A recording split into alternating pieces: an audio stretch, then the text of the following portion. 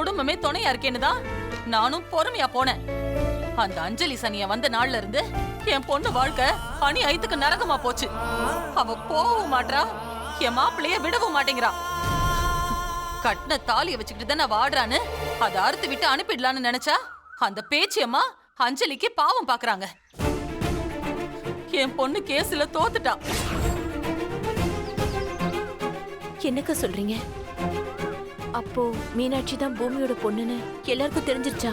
இவளே, அவர் பொண்ணு மீனாட்சின்னு உனக்கு என்ன முன்னாடியே தெரியுமா?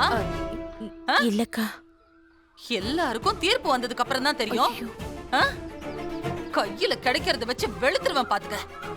இல்லக்கா, மீனாட்சி தான் அவர் குழந்தைன்னு அவங்க எல்லாருக்கும் தெரியறது இல்லாம ஊருக்கே தெரிஞ்சிருச்சான்னு கேட்டேன். அதனாலதான் என் பொண்ணு வீடு வந்து சேர்ந்திருக்கா.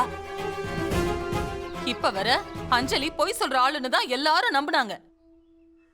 ஆனா கோர்ட் சொன்னதும் இனி பூமிய முத்தழகும் ஒன்னா வாழவே முடியாது. அவளுக்கும் அவ பெத்த பிள்ளைக்கும் நாங்க தான் கதி. ஐயோ, ஏற்கனவே ஒண்ணும் இல்லாம இருக்கோம். இதுல ஒரு குழந்தைய கொடுத்துட்டு அவங்க குடும்பம் எங்களை அழ கழிக்குது. இப்போ பேச்சி அம்மாவுக்கு மீனாட்சி கரகம் பிடிச்சிருச்சு.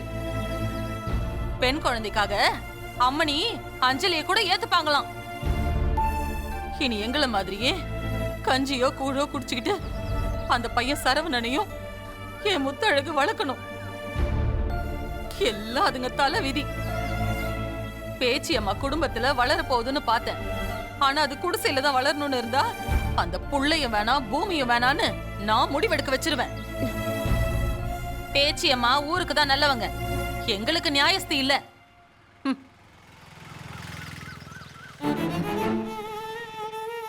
ஐயோ, அப்ப என் குழந்தை கெதி.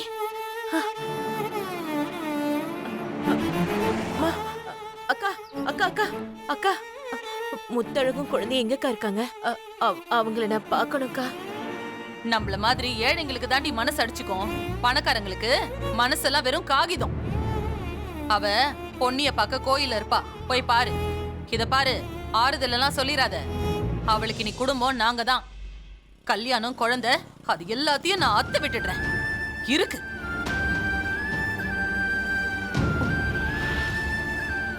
ஐயோ,